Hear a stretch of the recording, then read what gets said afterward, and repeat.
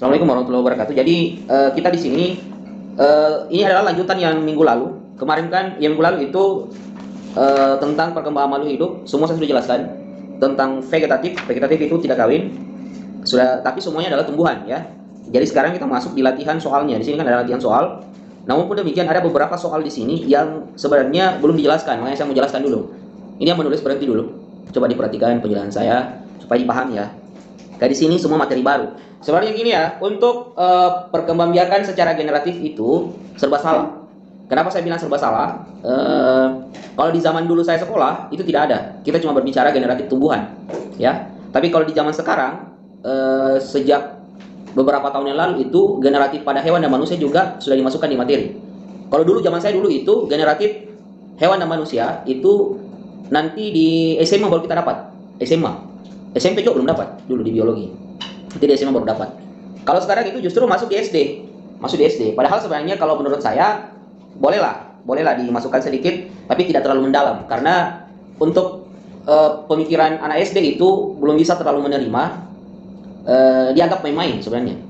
Makanya ada yang banyak ketawa, ada yang banyak padahal itu pembelajaran. Ya, jadi bedakan pembelajaran dengan yang biasa-biasa kau dapat di YouTube dan lain sebagainya. Ya, jadi makanya itu karena ini juga sudah sering muncul di YouTube yang mungkin tidak sengaja kamu dapat di TikTok dan lain sebagainya. Lebih bagus saya jelaskan saja, ya. Saya jelaskan secara pembelajaran. Jadi sebentar kalau saya menjelaskan jangan ada yang ketawa ya. Karena penjelasannya ini serius pembelajaran. Jadi anggap semua ini adalah pelajaran karena memang ada materinya di SD kelas 6. Dan itu kamu harus tahu dan kita harus ikuti, ya. Oke, yang pertama, coba dilihat. Proses perubahan ukuran bagian-bagian tubuh menjadi semakin besar disebut pertumbuhan. Karena begini, ada dua yang terjadi pada manusia ya, perhatikan baik-baik. Ada dua yang terjadi pada manusia dan hewan juga seperti itu. Yang pertama perkembangan, yang kedua pertumbuhan. Jadi perlu dibedakan dulu. Yang mau mencatat boleh sedikit-sedikit ya. Jadi pertama itu perkembangan, kedua pertumbuhan. Apa perbedaannya? Kalau pertumbuhan itu fisik, kita bisa lihat.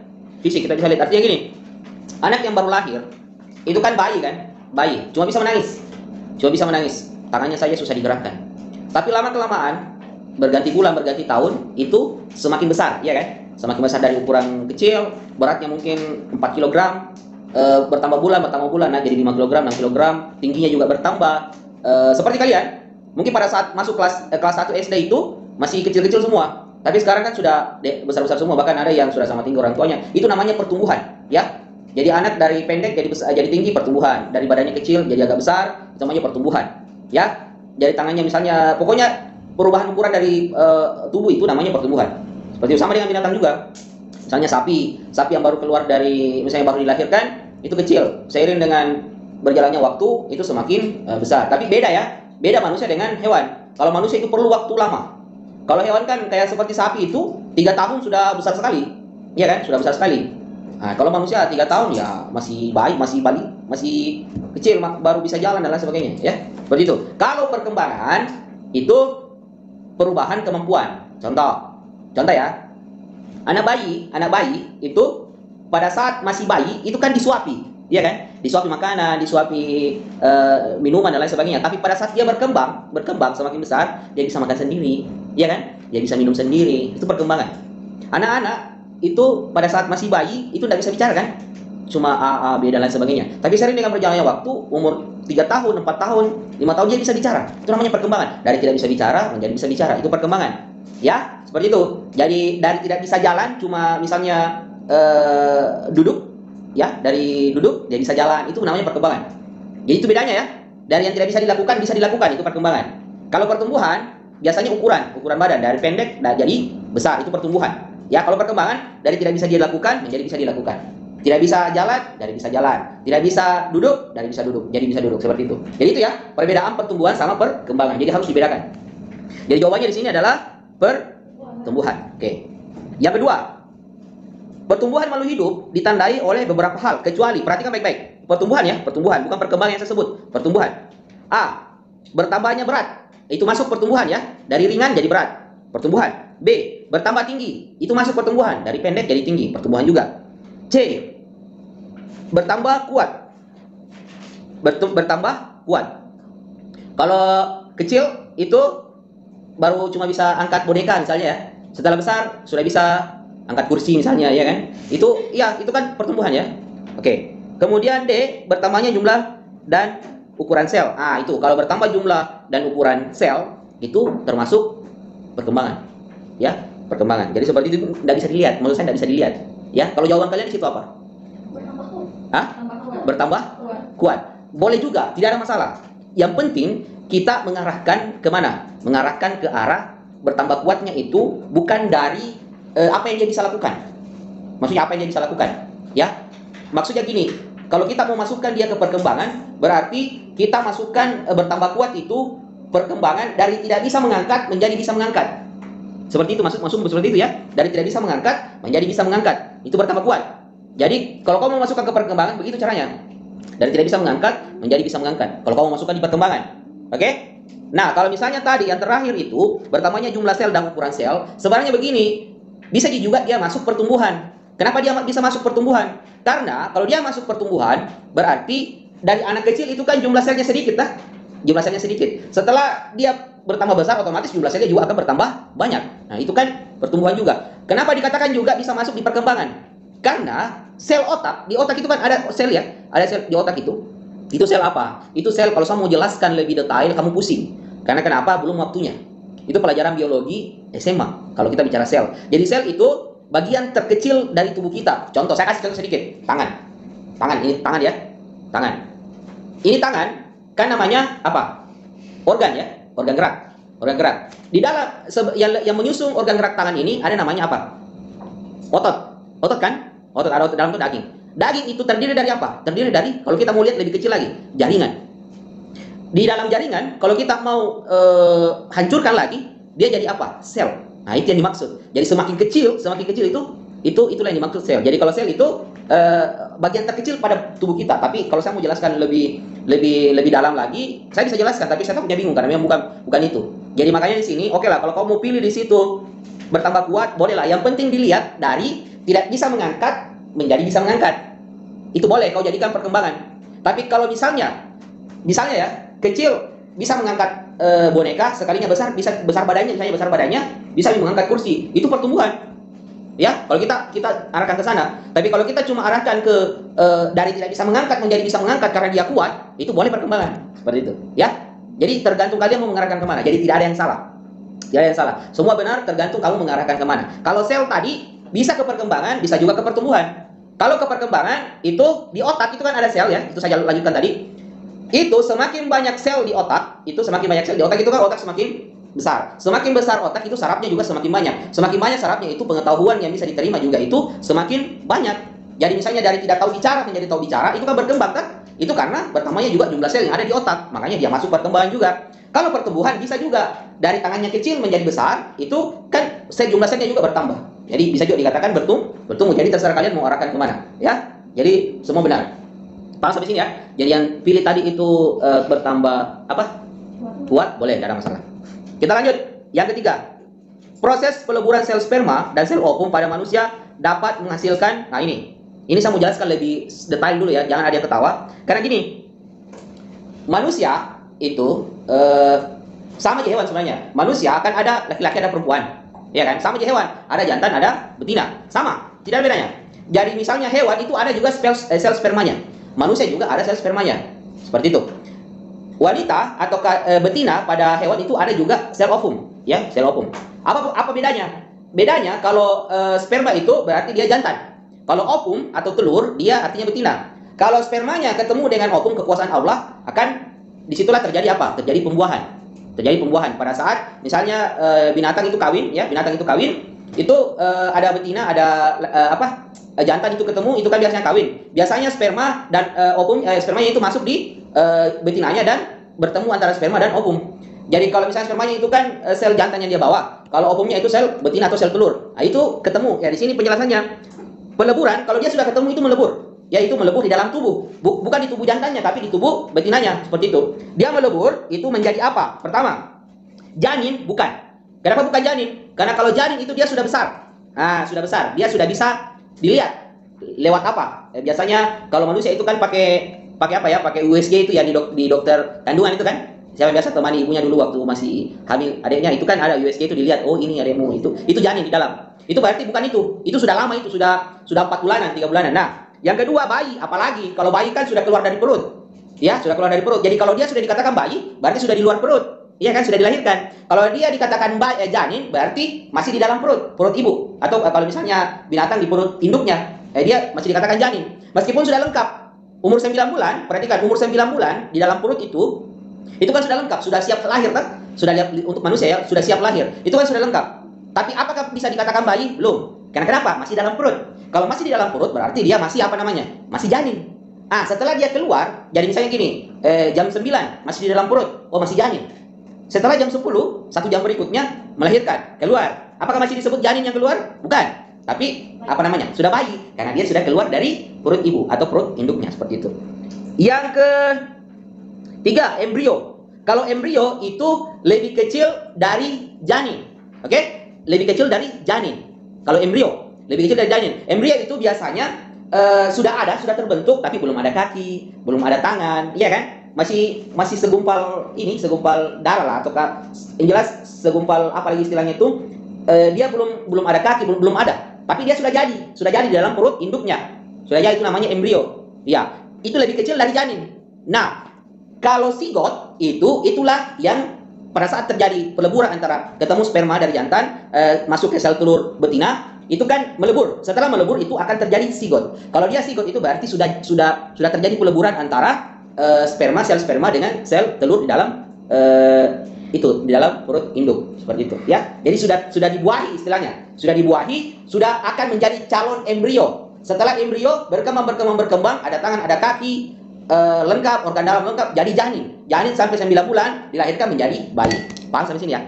Oke, berarti yang paling benar di sini adalah zigot. Oke. Lanjut nomor 4. Embrio yang sedang berkembang mendapatkan sari-sari makanan dan oksigen melalui apa? Dengar baik-baik. A. Plasenta. B. Vagina. C. Janin. D. Rahim. Saya mau jelaskan satu-satu, jangan ketawa. Oke. Pernah lihat anak dilahirkan masih ada anunya, apalagi istilahnya kayak tali-tali di pusar itu, iya kan? Yang biasanya digunting sama dokter baru diikat sama jepitan jemuran itu. Nah itu. Jadi anak janin di dalam perut itu kan tidak bisa makan. Dia tidak makan dari mulut. Dari mana dia bisa hidup selama 9 bulan, bertumbuh jadi besar? Itu dari makanan yang dimakan sama ibunya atau induknya. Kalau binatang induknya. Nah, sari-sari makanan di sini kan berkembang mendapatkan sari-sari makanan dari induknya itu, dan dari oksigen dari induknya atau dari ibunya. Itu dari ibunya masuk apa? Melalui plasenta. Plasenta itu yang kayak selang-selang yang digunting sama dokter pada saat sudah dilahirkan. Masuk langsung di pusat sini tak? Nah, jadi dia itu kasihan langsung plasenta. Plasentanya itu menuju ari-ari. Tahu ari-ari? Ari-ari itu ari-ari yang dari plasenta, ari-ari. Itu kan ari-ari ceritanya dari ibu, jadi masuk plasenta, masuk ari-ari. Dari situlah di drop oksigen, sari-sari makanan dari ibu masuk langsung di perutnya. Perutnya itu bayi melalui plasenta itu, yang selang-selang yang digunting sama dokter itu. Nah, itu kekuasaan siapa? Allah kan? Coba, adakah manusia yang bisa bikin begitu? Tidak ada. Dan kalau kita berpikir secara logika, bagaimana bisa? Iya kan? Bagaimana bisa? Seperti itu. Coba nih, logika saja. Sebesar sapran, seandainya misalnya begini memang besar di dalam perut, nama makna kira-kira bagaimana? Coba. Tidak mungkin tak? Tapi karena kekuasaan Allah itu berkembang dari kecil, dari sedikit sekali sampai besar, dilahirkan jadi bayi sampai sebesar kita semua ini. Itulah kekuasaan Allah ya. Jadi itu plasenta, jawabannya di sini plasenta ya. Jawabannya pasti yang digunting itu kalau keluar bayi itu ya. Namanya orang tali pusar. Ya, orang-orang dulu bilang tali pusar, padahal itu adalah tali plasentanya yang tempat masuk itu makanan untuk bayi. Oke. Lanjut, yang kedua saya jelaskan vagina. Vagina itu alat kelamin perempuan. Namanya vagina ya. Kalau alat kelamin laki-laki apa? Penis ya. Jadi jangan salah-salah pengucapan. Jadi ucapkan yang benar ya. Ucapkan yang benar. Jadi jangan salah-salah. Yang sering kamu dengar itu semua salah itu. Yang sering orang bicara kotor apa? Itu salah, bukan itu yang sebenarnya. Kalau laki-laki nama aslinya apa? Penis. Kalau perempuan vagina itu ya. Sama Ji. Kalau binatang juga sama juga namanya ya. Oke, lanjut. Janin saya jelaskan tadi ya. Rahim. Nah, perhatikan, bukan rahim Abdul Rahim yang penjual jalan kota sana, bukan. Rahim itu yang ada di dalam perut ibu, ya. Disitulah kita dibawa sama ibu atau dikandung sama ibu selama 9 bulan. 9 bulan 10 hari normalnya. Di situ di dalam rahim itu. Makanya itu kita tidak boleh dosa sama ibu. Karena kenapa? Coba mau logika, lihat mau orang hamil, kiri kanan tidur susah, makan susah, ya. Makan susah itu tidak bisa. Kalau orang hamil itu sudah besar itu biar tidur susah, makan juga sedikit, sebenarnya masih lapar tapi sudah full, itu karena kamu ada di dalam. Makanya Allah mengatakan bahwa tidak boleh berdosa sama ibu. Kita lebih menghargai, misalnya kalau kita mau bandingkan dengan ayah, ibu itu 3 kali tingkatannya dibanding ayah. Karena kenapa? Ibu yang mengandung kita. Makanya ada itu istilah surga itu di bawah telapak kaki ibu, bukan di bawah telapak kaki ayah. Ya, karena kenapa? Artinya itu kita dikandung sama ibu 9 bulan itu merasa tidak enak, dan ibu itu ikhlas, tidak ada yang mengeluh kecuali ibu orang gila. Iya kan? Kan banyak yang begitu kan?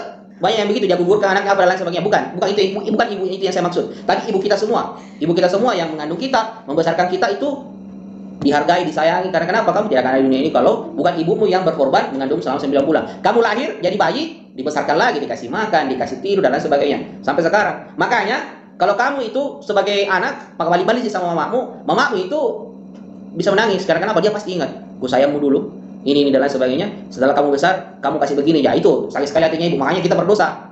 Itu maksudnya. Makanya dari sekarang kita harus semua hargai ibu, ya. Semua, tidak ada yang boleh yang berdosa sama ibu. Semua harus hargai ibu karena itulah pengorbanannya ibu untuk kita, ya. Itu rahim, jadi tempatnya. Lanjut, 5, membesarnya pinggul dan payudara merupakan proses perkembangbiakan pada tahap anak-anak belum. Makanya saya bilang dari tadi jangan ketawa, ya, karena ini pelajaran. Jangan ketawa. Anak-anak belum. Kalau anak-anak ini kan masih kayak kita semua ini, ya. Kemudian remaja itu sudah mulai. Karena kenapa? Di masa remaja itu biasanya sudah masuk pubertas. Apa itu pubertas? Artinya sudah masuk beranjak apa ya? Dewasa. Antara anak-anak jadi dewasa ada masa remaja. Di situ mulainya itu. Itu di situ mulainya. Seperti itu. Tapi kalau terlalu cepat juga bahaya. Seperti banyak saya lihat status-status itu, ada dari baru anak-anak kelas 5, ada di status Muhammad Rasul. Saya serius, ada banyak begitu. Muhammad Rasul. Jadi itu saya bilang ini terlalu cepat. Tapi memang kalau sudah masuk kelas 6 itu kalau zaman saya dulu itu ya umur segitulah, kelas 6, SMP kelas 1. Zaman sekarang juga seperti itu. Jadi dari remaja menjadi dewasa, seperti itu. Manula, kalau manula itu tua, ya. Manusia lanjut usia, manula. Bukan menular, manula. Manusia lanjut usia, sudah tua, ya. Bukan itu. Yang dimaksud itu remaja menuju dewasa, ya. Jadi di sini kita lebih mengarah ke remaja saja, ya, seperti itu, ya. Lanjut, 6. Pengoroposan tulang pada manusia yang lanjut usia disebut apa? Kifosis, bukan. Kifosis itu penyakit tulang yang salah duduk, ya. Itu namanya kifosis. Skoliosis sama, skoliosis yang membelok begini.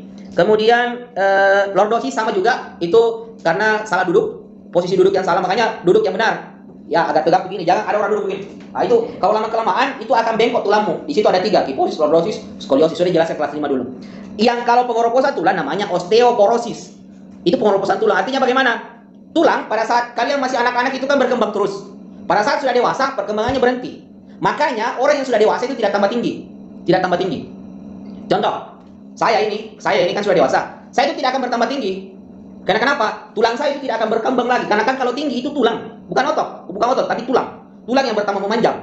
Kalau orang gemuk kurus itu sampai tua bisa. Karena kenapa? Bukan tulang yang membesar kecil, tapi apa? Lemak, otot itu yang kalau banyak lemaknya gemuk seperti saya. Ya, enggak usah saya lihat yang lain, saya saja.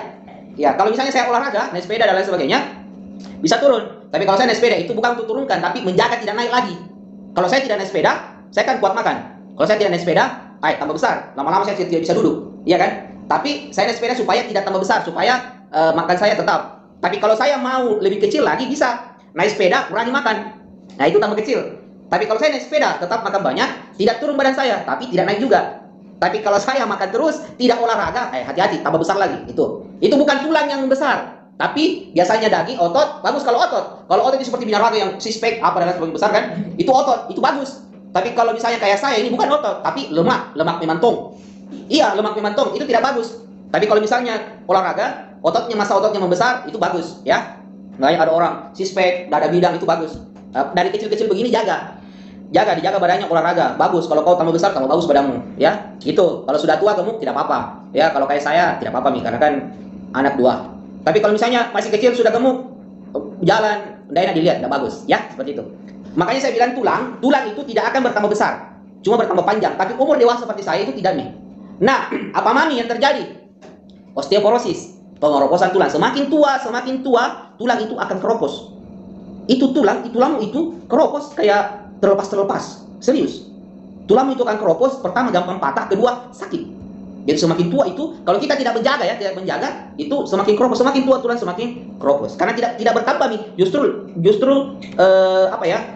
Begini, saya mau kasih contoh pohon ya. Pohon kayak pohon besar itu, yang pohon kayak kayu itu, kayu yang sering kita bikin koseng dan lain sebagainya. Itu kan kalau kecil tambah besar. Pada saat sudah besar, tidak bisa lagi membesar. Itu lama-kelamaan kalau kita tidak ambil itu pohon, hancur.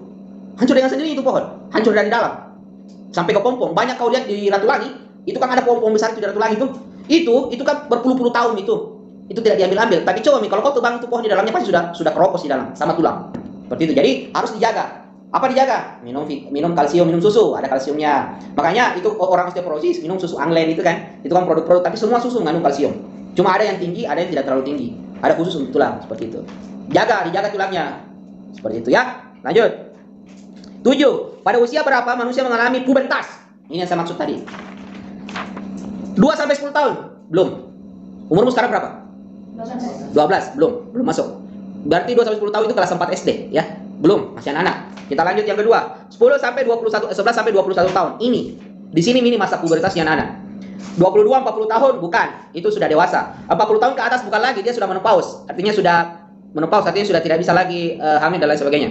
Tadi masa pubertas itu 11 sampai 21 tahun. Apa yang dimaksud pubertas? Perhatikan dulu. Yang dimaksud pubertas itu adalah manusia itu sudah masuk remaja dewasa. Kalau laki-laki itu sudah ada sperma, sudah bisa membuahi. Misalnya laki-laki umur 17 tahun, kalau dia sudah menikah itu sudah bisa punya anak. Itu yang dimaksud ya. Perempuan umur 17 tahun, 15 tahun itu kalau menikah sudah bisa punya anak. Seperti itu. Kita bicara manusia ya, karena bukan hewan di sini. Manusia. Karena umurnya di sini puluhan tahun, berarti manusia. Beda kalau hewan lain lagi tidak sampai selama ini. Seperti itu. Kalau apa tandanya? Kalau perempuan itu sudah menstruasi berarti dia sudah masuk pubertas. Seperti itu, ya. Jadi kalian ini sudah masa-masa mau masuk belum ya? Mau masuk, ya. Tapi saya tidak tahu juga siapa yang sudah masuk, siapa yang belum. Tapi ada beberapa yang sudah masuk umur-umur segini, ya. Gitu. Lanjut. Plasenta nomor 8 ya, plasenta akan memelihara embrio sehingga embrio siap dilahirkan selama kira-kira berapa? 9 bulan. Ya, 9 bulan. Kalau 10 bulan itu sudah kelewatan. Sudah sudah butuh ke dokter lah. Kenapa ini lama sekali melahirkan? Ada kelainan kah? Kalau 7 bulan itu namanya prematur, terlalu cepat dilahirkan. Makanya itu anak-anak yang lahir prematur, misalnya 7 bulan sudah dilahirkan karena ada masalah misalnya, entah sama anaknya atau ibunya, itu tidak boleh langsung dibawa pulang, harus dikasih inkubator. Karena kenapa? Kalau tidak diinkubator, itu kan suhu di dalam tubuh orang mama itu beda dengan suhu di luar di dunia ini. Kalau di dalam itu hangat. Jadi kalau 7 bulan itu kan masih harus mendapat kehangatan di dalam rahim. Kalau dikeluarkan 7 bulan, kalau dia langsung di dunia dengan udara bumi, itu pasti akan tidak bisa. Makanya dia di inkubator, hangatnya itu bisa diatur-atur. Lama sampai biasanya 2 bulan sampai 3 bulan. Sampai dia betul-betul siap, jadi 9 bulan dilahirkan, baru dikeluarkan dari inkubator. Seperti itu. Makanya ada di inkubator, itu karena terlalu cepat lahir. Namanya prematur, ya. Lanjut, nomor berapa ini? 9. Kalau 12 bulan Pak lebih parah. 12 bulan masa 1 tahun kok dalam kandungan. Siapa tahu dalam kandungan 1 tahun bilang mau kasih keluar, Mak. Keburu bisa bicara di dalam tuh, keburu bisa jalan. Kasih keluar, lama aku mau di dalam. Tidak mungkin. 9. Perubahan fisik yang terjadi pada laki-laki atau perempuan pada masa pubertas yang tadi berguna untuk A. Mempermudah aktivitas sehari-hari. Bukan itu yang dimaksud. Bukan itu. Karena aktivitas sehari-hari itu pertumbuhan, ya, pertumbuhan. Misalnya kamu ini waktu kelas 5 kan belum pubertas ya. Kalau sekarang kan mungkin sudah ada yang pubertas, saya tidak tahu. Tapi kelas 5 itu biasanya belum. Itu tapi bisa melakukan apa-apa setiap hari. Tapi bukan itu ya. Itu pertumbuhan. B. Meningkatkan kestabilan tubuh. Bukan juga itu. Karena biasanya anak kelas 4 SD itu sudah stabil, jalannya sudah stabil, bahkan sudah bisa lari, bahkan sudah bisa jalan di jembatan kecil. Itu kan ada biasa anak-anak begini tuh. Kalau di TK itu jalan di jembatan kecil tuh, biasa lompat-lompat itu sudah stabil. Jadi bukan itu. Bagian D, saya lanjut ke bagian D dulu. Menambah berat dan tinggi tubuh, bukan itu. Jadi pubertas tidak ada hubungannya berat sama tinggi tubuh. Kecuali kalau orang pubertas makan terus, itu berpengaruh juga. Tapi meskipun tidak pubertas, tinggi tubuh sama berat tubuh itu akan bertambah juga. Biar anak-anak seperti itu. Ada juga anak gemuk, ada anak kurus. Jawabannya di sini adalah apa? C. Berkembang biak. Jadi anak manusia itu memasuki masa pubertas untuk berkembang biak. Makanya saya bilang selalu sama yang selama ini saya ajar. Kalau kamu sudah kelas 6 atau SMP dan seterusnya, sudah masuk masa pubertas, jangan lagi ada yang bersentuhan laki-laki sama perempuan. Tidak boleh. Bahaya. Karena kamu sudah masuk pubertas. Kalau kamu menikah, misalnya menikah muda, sudah bisa punya anak. Karena kamu sudah pubertas. Makanya saya selalu larang. Anak kelas 6, anak SMP, anak kelas 6 seterusnya, sudah tidak boleh bercampur laki-laki perempuan. Tidak boleh bersentuhan laki-laki perempuan. Kalau bisa jauh, menjauh. Seperti itu. Itu karena kenapa? Kalian sudah masuk pubertas. Perasaan dalam diri kamu itu yang tidak bisa dilihat. Kamu yang bisa rasakan. Itu akan lain-lain. Beda dengan anak-anak. Kalau anak-anak, misalnya anak TK, ketemu misalnya main sama perempuan, tidak ada masalah. Baku dorong-dorong apa dan sebagainya. Tapi kalau kamu umur segini, main sama perempuan, berdekatan, itu bahaya. Karena akan muncul perasaan-perasaan yang tidak enak lah. Itu tidak boleh. Kalau sudah pubertas, makanya saya selalu bilang, berjauhan. Karena kenapa? Pada saat masa pubertas, sudah ada ketertarikan antara laki-laki sama perempuan. Sudah ada. Pasti semua kamu sudah rasakan. Kamu kalau lihat orang, ada ketertarikan seperti itu. Karena kenapa? Itu normal. Normal. Masamu memang seperti itu. Makanya harus dikontrol. Dikontrol dalam arti kata, tidak boleh bercampur, ketemu tidak boleh. Makanya harus dihindari. Nah itu, karena kenapa? Memang masalah seperti itu. Tinggal kita yang mengontrol, orang tua juga mengontrol. Seperti itu. Ya paham ya sampai sini ya? Nggak usah saya jelaskan lebih dalam. Kalau seandainya kamu SMA, saya jelaskan sampai, pokoknya sampai akar-akarnya saya jelaskan. Seandainya kamu SMA, kamu bisa menangkap. Tapi kalau kamu sekarang ini, saya tidak bisa jelaskan terlalu dalam. Kalau saya jelaskan terlalu dalam, sampai IPA sembarangan Pak. Nah itu. Biasa bisa begitu ya. Kalau anak-anak kelas 6 yang lalu itu, IPA sembarangan Pak. Sudah ini Pak. Itu kan rasa tidak enak. Artinya dia sudah pubertas. Rasa tidak enak bicara begitu. Seandainya kamu SMA, saya jelaskan sampai akar-akarnya. Saya akan jelaskan. Saya tahu sampai akar-akarnya, saya tahu. Makanya tapi kalau sekarang ini yang biasa-biasa saya dulu, yang penting kamu tahu. Tidak boleh kalau sudah pubertas begini, tidak boleh berdekatan perempuan. Tidak boleh. Ya, seperti itu. Tidak boleh lihat perempuan tatapan, tidak boleh. Karena akan muncul perasaan yang lain-lain. Tidak usah saya jelaskan perasaan apa. Lanjut, yang terakhir. Yang bukan merupakan tahap awal. Dengar dulu. Ini terakhir ya. Yang bukan merupakan tahap awal atau tahap 1. Pertumbuhan dan perkembangan pada manusia adalah, perhatikan, tahap 1. Saya mau jelaskan dulu. Yang mana tahap 1? Tahap 1 itu dalam perut ibu. Itu tahap 1. Tahap 2 itu pada saat dilahirkan sudah keluar, itu sudah tahap 2. Oke? Tahap 1 itu semua dalam perut. Semuanya masih di dalam perut ibu. Jadi di sini yang masuk tahap 1, zigot. Tahap 1 masih dalam perut ibu. Kedua, embrio masih dalam perut ibu. Janin masih dalam perut ibu. Itu masih tahap 1 semua. Pada saat sudah bayi, berarti bukan lagi di dalam perut. Dia sudah di luar, sudah dilahirkan. Masuk tahap 2. Makanya jawabannya di sini adalah apa? Yang tidak masuk tahap 1 berarti apa? Yang tidak masuk tahap 1. Coba dilihat semua dulu. Yang tidak masuk tahap 1. Bayi kan? Iya, karena kan zigot, embrio, janin masuk semua tahap 1. Oke? Paham sampai sini? Ada pertanyaan? Boleh ditanyakan? Ini kan sudah selesai. Ada yang ditanyakan? Boleh? Masih bingung? Tidak mungkin bingung. Masa penjelasan sebagus ini bingung? Kenapa pemain basket selalu tinggi sebelumnya? Ini pertanyaan bagus. Kenapa pemain basket biasanya tinggi? Gini ya, saya mau jelaskan. Tinggi badan itu pada saat kita masih kecil bisa dirangsang. Maksudnya dirangsang itu kita kalau misalnya begini ya, masih kecil gini. Kalau saya sudah besar mau jadi polisi misalnya, atau mau jadi tentara, atau mau jadi pemain basket. Kalau misalnya pemain basket itu kan dari kecil main basket. Dia setiap hari lompat itu otomatis akan merangsang tulang. Kalau kamu lompat itu kan tulang begini kan? Itu selama pertumbuhan tulangmu juga akan dirangsang menjadi tambah panjang.